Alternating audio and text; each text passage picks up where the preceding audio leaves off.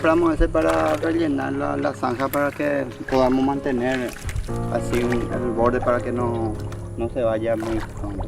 Para eso usamos este escombro. Ese compramos nosotros a 20 o a 40.000 acá, así compramos.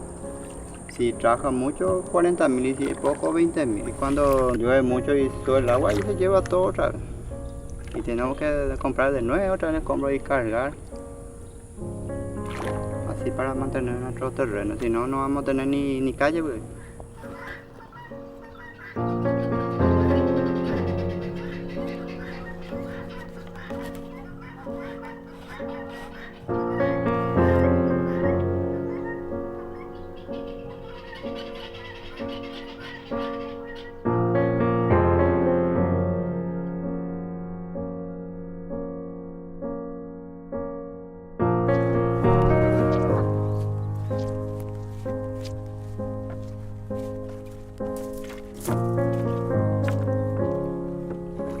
Cuando no tengo mucho trabajo, vengo a seguir porque la pesca es un deporte para mí.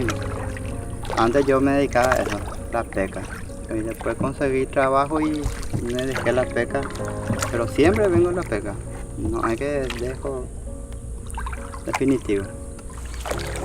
Para mis hijos sería, me gustaría que así había posibilidad, nosotros tenía que mandar a hacer una casita linda y mudarnos acá.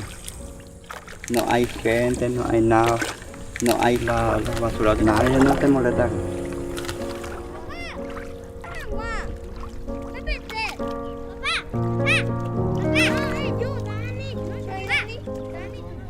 Ta để ý